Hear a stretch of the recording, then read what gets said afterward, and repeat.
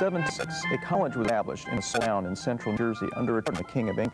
This college was destined to become one of the most prestigious universities in the world. It was originally called the College of New Jersey. In 1896, at the sesquicentennial, trustees to change the name. You would recognize immediately, of course, Princeton University, one of the leaders in the world in science and knowledge, engineering, as well as in fine arts. The university is noted as a place of excellence in academic affairs, but also a place of diversity and vitality. I had many professors when I studied at the university, from varying ranges of atheism or agnosticism all the way to faith in any of the religions. An interesting fact that I uncovered years ago is that there is a group of Princeton professors that have a very particular faith in Jesus Christ. These professors put together as a group called the Princeton Faculty Fund. I had the privilege of helping sponsor some talks on the Princeton campus by leading Christian evangelicals from around the world, beginning in 1988. And collaboration that has been very exciting. I'd like to have you part of that experience. I'm Tom Woodward. I'm a professor at Trinity College of Florida, and I direct the Center for University Ministries, which is sponsoring the program that goes on every year at Princeton University with the Princeton Faculty Forum. Let's journey to Princeton, New Jersey, and meet some of the professors and hear about their personal faith, their academic work, and also see one of the talks that they presented on the university campus just a short while ago. Dr. Bo Carsley, thank you for taking time from your schedule to join us here in the studio so we could talk about your perspectives on Christianity here at Princeton University. And let me begin by asking you to share with me and with others who may be listening, what is your field? I know that you've been the chemistry faculty at Princeton for 15 years. That's correct. Okay. Could you tell us just a little bit about what area of chemistry that you have been dealing with over this period, or Sure. your training? I'm an inorganic chemist, and research interest in the area of solar energy conversion and novel chemical sensors. Okay. So energy. So like when people talk about those solar cells on their handheld calculator or on their, you would know something about that. Right. We can do a lot of work with materials like that. That's very practical. Let me ask you, let me begin a provocative life questioning here. I know that you have an interesting background, a story of becoming a Christian, with that later, but let's say some young student, or college freshman, sophomore, maybe even one college, someone on the campus who is open and interested in the possibility of considering Christianity and their life commitment. They have questions, skeptical, and they say, Dr. Bo Carsley, or you know, in case of one of your colleagues, Andy, what would say if I asked you the question, what are the reasons? What's some of the intellectual reasons that you believe that Christianity is true? What would you say to that? I think the most compelling reason as a chemist that, again, has always been important to me is that one looks at nature and one looks at the complexity and yet the organization nature that you can't rationalize that in terms of some sort of random process, but that there's order there, there's not there, and that it leads directly to the concept of creator, God. So work as a chemist, you don't see chemistry as a field that threatens foundations of Christianity, but everything it tends to support it? I think it builds, absolutely. Okay. I know conflict there at all, and I think it's that the more we learn about how nature is together and the one thing God does, it just confirms his existence. Fascinating. And go back and tell me, in your personal pilgrimage to the Christianity, can you just kind of overview of how it happened in your life? How did you become a Christian? I'm Jewish, and I was raised a conservative Jew, and as such, it was a training that argued that one shouldn't consider Christianity, that there wasn't really a basis for doing that. My exploration in this area started when I was a sophomore in college, and I ran a woman actually into chemistry, organic chemistry. A nice place to somebody. As an inorganic chemist, I keep on making bad jokes, organic chemistry a little level or whatever, but organic chemistry is very good for me because in the laboratory, I met a woman and she witnessed to me about faith in God, which I was a Jew, and further about Jesus Christ, her Lord and Savior, which was a concept I had heard about, but was fairly into me from an intellectual point of view. And we spent a lot of time, I got slightly like talking, but arguing, immense discussions about this topic. And finally, she had directed me to the 50th chapter of Isaiah, and she had to read that. And I read that. That was you both in college? This was junior sophomore. Okay. This year-long lab towards the end of the year. And we had become pretty good friends because discussed over that time. I read that, and I got very concerned. I read that because I read some rabbinical commentaries that went with it, and what the rabbis were saying and what it could meant were two different things. And as a result of that, I guess we got more. I wasn't at all the good at this point, but I tried these arguments out on her, that these rabbinic arguments that didn't sound too good to me, but that's how they flew with her. And she told me afterward that, in fact, she thought at that point that she was going to see a change in me, that was the way the end of. But in fact, that chat had a dramatic impact on me. It caused me to think. Things went on. Things didn't change externally at that point. We grew in terms of friendship. He continued to witness to me. And then later on, we graduated from college and I went off to MIT to do graduate work. He stayed in California in school to work at UC Davis. when I went to MIT, the first time I ever lived from home, I was at UCLA undergraduate, a commute from home. I was under the influence of my family and old friends. And MIT had to just reevaluate everything because it was a whole new environment that I saw people I know and thought that were new and what. And right after the term started, the Jewish high holidays came, Rosh Hashanah, the New Year, and Yom Kippur, Day of Atonement. And I saw the Hillel organization on campus for the services. And I went to the services, and I was sitting there at the Yom Kippur service, and so I was listening to liturgy. The other things that Pat had telling me and that I read about, say, and now it also encouraged me to read the New Testament, read some of that. All these things I learned about Jesus Christ being our atonement were embodied in service. The service without Jesus Christ didn't have meaning. At that point, I accepted Jesus into my life as my Lord and Savior. Now, that you were in the DOL program at my first year at IT. Okay. Very good. My sending of the story is after that, a year after my wife. So. I can see it did have kind of a big inclusion in both ways. I recall that your wife herself is a doctorate and is a college professor also? That's professor of immunology at University of Medicine Industry. Super, super. Keeping academic standards with the whole family. Tell a little bit about your view of the integration of this Christian perspective. Now, in chemistry, there's an amount of integration, but do you feel that it's that a Christian can integrate your, let's say, comfortable hold to, let's say, a Christian the view of nature and still do good chemistry? Certainly, I hope so. I'd say true that in terms of the lectures they give, since that the subject doesn't really run into question of theology, and it's hard to see the connection there, but do an equal amount of work in terms of research, probably more work in terms of research. And there, I'd say that theology is intrinsic to my ability to research. That is God's grace, first of all, that I have the insight to look at the problems that I look at, and that prayer has always been an important part of being able to do my job, both in terms of being a teacher and do research. And so I see those two things intertwine my life completely, and there's real conflict there. Let me ask a little bit more about your own faith perspective, Dr. Carsley. You have made a commitment to Jesus Christ. You have believed Him as your Lord and Messiah. Do you consider yourself still Jewish? In other words, you put those two together, can you Christian Jew at the same time? What's your view on it? Absolutely. This word conversion, which is a painful word, but conversion in normal usage talks about turning away from something to something else. And so when one talks about converting to Christianity, one has this picture of giving something, accepting Christianity. However, I've always considered myself a Hebrew Christian or complete Jew, that I see that the two religions are totally compatible. Of course, the Bible, the New Testament, of course, is an extension of the Old Testament, conflict there. And I see in my life a fulfillment of my Jewish thought, my Jewish ideals in Christianity. Okay. Of course, our Lord and Savior is Jewish and didn't seem to have a conflict either. And about 95% of the New Testament is written by or help of Jewish men. That's right. Dr. Carsley, what have been some of the most important intellectual, maybe historical obstacles that you've confronted in either becoming a Christian or growing in your faith? And how have you mounted those obstacles? Well, I think many people's journey to becoming Christians has to do with important intellectual arguments. Because of my Jewish background, I always accept the existence of God. That's not a question with me per se. Again, I think that's been backed up, as we talked about earlier, by the beauty and organization finds in nature. Long before I became a cancer, I remember as a school, I was very interested in astronomy. Go out with my friend, look at the sky, and just there it was very obvious seeing the stars and the organization and the beauty there, that this was not random, but that was a creator. So the intellectual question about the existence of God not really provided a stumbling block to me, but as is what Jesus indicated would be, that he was a stumbling block to the Jew, and that has been the situation initially in my case, that modern Jewish thought aside, it's almost impossible to comprehend that the Savior has come and has already acted with people on earth. And overcoming and realizing Jesus to fulfill the Old Testament sees was that opened up the possibility to become a Christian. Excellent. I'm going to pose one more question, and that is, if Dr. Provine were to put up, the professor at Cornell were to put up on his door the same cartoon that he used in an article he wrote recently. The cartoon shows a brain in a little box containing human brain right at the front of the Gothic church door, suggesting that you check your brains before you enter the door. And a student walked by the store, and you were walking with a student and said, what do you think of that? In other words, you have to check out your brains to be a Christian.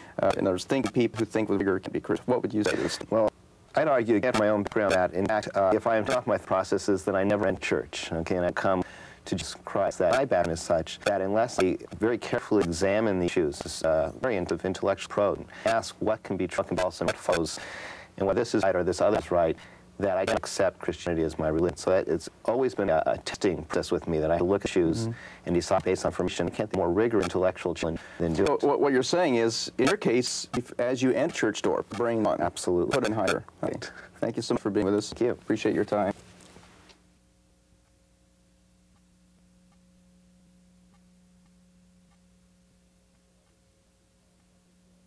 Delighted that Dr. John Suppy could join us here for a chat on the Princeton campus. Dr. Suppy, welcome to our studio.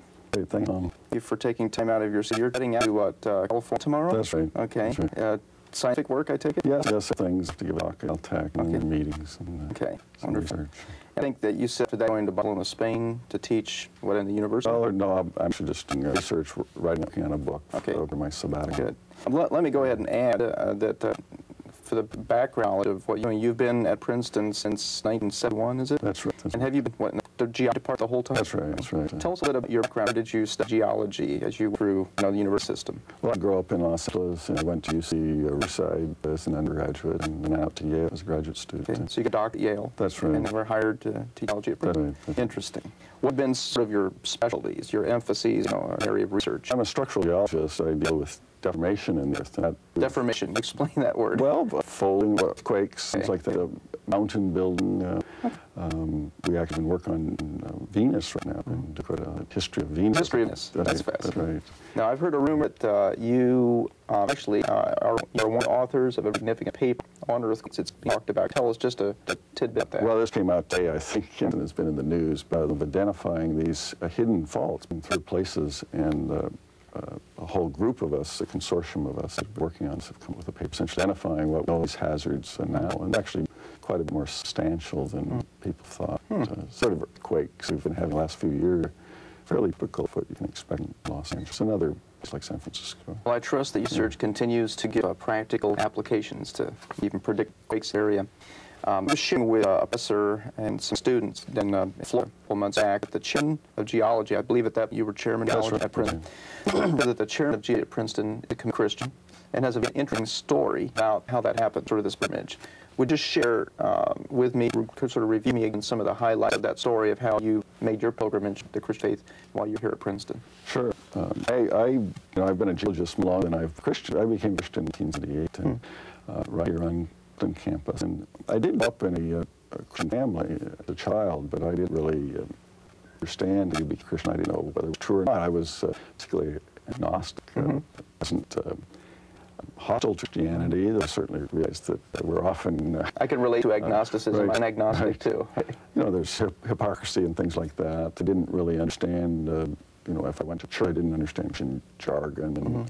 And, sometimes I felt that sermons were a little illogical, things like that. But basically, I was quite open to whatever truth was out there, and I didn't know why Christianity should be true rather than some other religion. It's sort of a phenomenon that many different religions among humans, and just because I grew up in LA doesn't mean that Christianity is true. And you certainly saw a lot of religions out there. Well, or different kinds of faith. But basically, it's. I didn't know how to know what the truth is, and I wasn't on any Christians who could explain to me what the truth was. And so this went for many years. Eventually, life was a Christian, as a matter of fact. But I would say it was basically I had an ongoing hunger for something more to life. I've been very successful in my career, and here I am at Princeton University, and there are lots of ways and good people, but it seemed like something was missing. And so, when I'm home, if I'm hungering for something, I started around the kitchen, and I started looking around. When I was at Yale, I would go to church. At Princeton, I started going to the Princeton University Chapel. And, it didn't bother my sense of logic. They had very logical sermons at the chapel. But what really spoke and kept me coming back was something different from that. And, but coming, and then finally one day there was a woman preaching there in that chapel. It's a cathedral. He said, "You students here who made it to the college of your choice, and you professors, you know more about your subject than anybody else in the world except for the 5 people. You people have a kindergarten knowledge of Christianity." And that like an arrow shot through that right into me, and that was absolutely true to me. I realized that, and I realized that I needed to look into Christianity. So I was reading books in my time. Eventually, I started to realize really to face up to Jesus was. Now, did you read the Bible in this period? Did you actually read the Bible itself? Well. I really started to read really books about Christianity first. Then I realized it was really who was Jesus. If Jesus is a wise man and a good man, I know lots of wise people in Princeton. That's what I'm looking for. What I'm looking for is, there's some real significant meaning in life. And so I heard that the Gospel of Mark was perhaps the first gospel written down, so I started reading through the Gospel of Mark. And it was the first time I'd ever read through a book of the Bible as an adult, or I guess even as a child I had done that.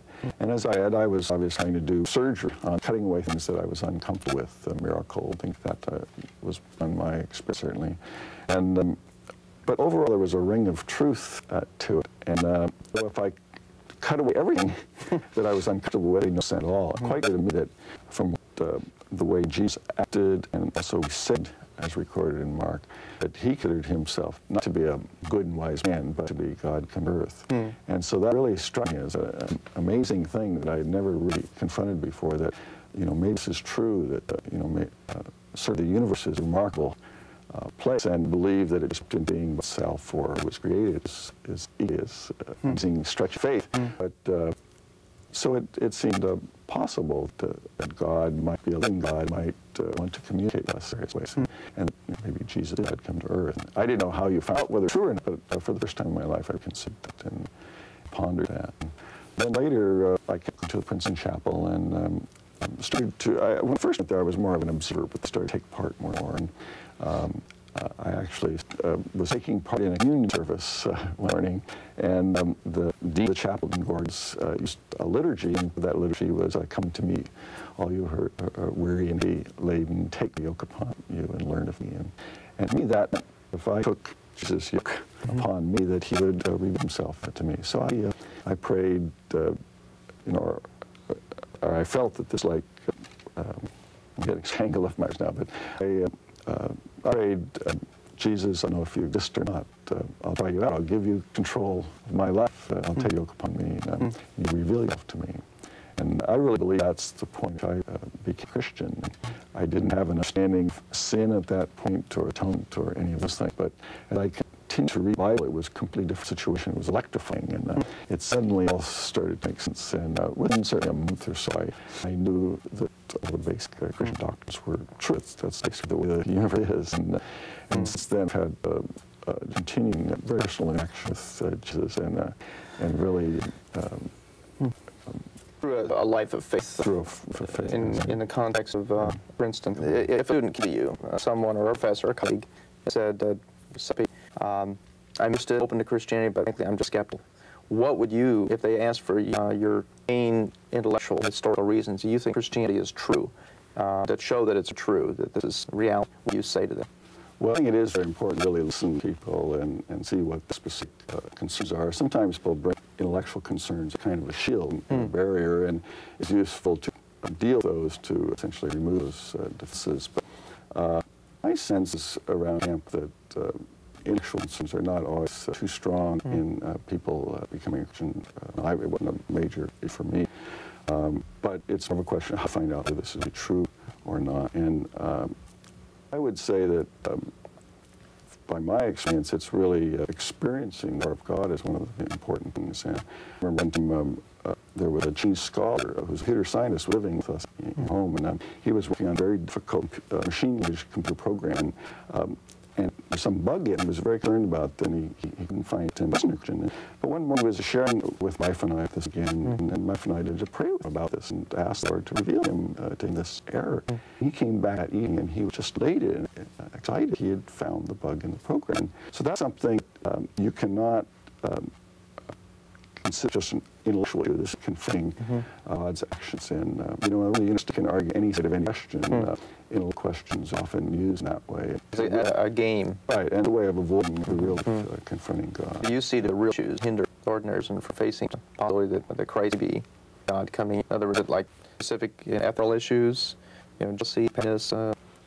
Certainly around the university, there's lots of that. We have lots of broad, strong-minded people. And I think people do feel need when they're flying high, but when they really get tangled in these sorts of conflicts, really do start to feel the real sin. They might phrase it that way, but it's the time at which they're much more open to these things. Well, in regard to the Christian faith, the credibility of Christianity rests on the resurrection of Christ, sure. and so it would be the pinnacle of that upon which would ground our faith on the death and resurrection of Christ. A colleague or a student comes and says, Dr. Lee, how can you buy resurrection? I mean, can you be a scientist and believe in the intervention and miraculous thing of the day? How do you reply that? Well, I wouldn't give them a one-sentence reply on that. Glad you wouldn't, by the way.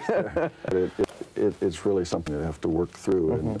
And I mentioned started by reading the Gospel of Mark. I started to realize that perhaps it's possible that the universe is created, and we find this out. And obviously, if you were God, decided to that you wanted to interact in some way, and we were the ants, and you don't sort of yell at the ants, but one way you might do it is to be an ant. And obviously, there are realities in that. There's ample opportunity for confusion. You can say, well, I'm God, and I can say you're crazy. And so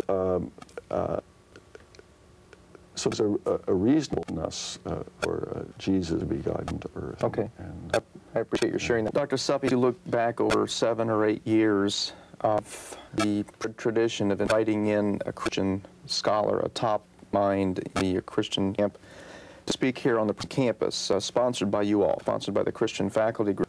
I think you've had Dr. Vitz, the psychologist from NYU, speak on atheism, perspective on that, and Dr. Thaxton on the origin of DNA, and Dr. Yamauchi on resurrection. What would you say are some of your favorite highlights? What do you think? What do you feel was the worthwhileness of that project or those lectures? And what would be some of your favorite moments in those series? Well, it's interesting to talk to other people that went to these lectures. Different people respond in different ways. People are coming from different perspectives. But for me, it was actually Al Flanagan, who's really, I would say, the leading Christian philosopher. And I actually got to meet him, and I've had an ongoing relationship with him, and I think he's a very personally stimulating person. Did your brother, who's a professor, I believe, of philosophy of science, That's right. Was he influenced through Dr. Flanagan? Well, they're good friends, and my brother actually did become a Christian at age 50, and was... And he was a professor also? Yeah, At that point? Yes, yes, and in fact, my brother organized a conference on epistemology of science and Christianity. That is, how do we know in science and how do we know in Christianity? And that was, Flanagan was involved in that, and I actually gave a paper on that. And Great. It was an exciting time years ago. Well, I can recall my shock at seeing a packed audience to hear Yamauchi, the famous historian of the ancient Near East, give it to Princeton on the credibility, the historical credibility of the resurrection. That's right. I enjoyed the talk very much. Yeah. I could put a plug here and say that we have copies of both the tape and the paper, but I won't plug that. Just did. Move on to one other question. Sure. What books that you have read in your career as a Christian professor of geology here, what books, it doesn't have to be on apologetics, but anything that has maybe encouraged you and helped you, given you some input and some into your own thinking here as a Christian on campus? Right. I would say that the two things. First of all, as a new Christian and onset, and I've read a few biographies of strong Christians, missionaries, people like that, particularly 20th century, 19th century, and that was tremendous inspiration for me. So I'd worked through these people, their lives, and sometimes it wasn't until they were 70 years old that the Lord really had a position he could use them. That was encouraging to me. And then I've also looked in history of missions quite a bit, and even a course in Pasadena on it, and just to see how God has worked in carrying out his plan that he really sticks Abraham to bless all the all the nations. How he's worked that through the Old Testament, the New Testament, and through history, and how, in fact, even in the century that really is been accomplished. And we don't sometimes in North America we don't see it, but Africa, south of the Sahara, for example, has become dominantly Christian in the century, and it's a remarkable revolution that's going right now worldwide. Appreciate your pointing that out. Finally, what do you find giving courage as a Christian in as predominantly a secular environment? University campuses around the country are not exactly known as cocoons that are encouraging people toward a Christian faith necessarily. But what do you find giving you courage to stand to be your presence in the environment as a Christian professor? Well, I would really know God in a mature way. You know who you are and whose you are. Whose you are. And you know, if you have uncertainty in your faith, it's been tough. But if you really know who you are, whose you are, and what your role is to be, you know, my role is not to be a judge here. And I told you earlier, the Lord really showed that He and me to witness. Thank you so much for your time. Enjoyed hearing you. Great time. Appreciate it, Rich.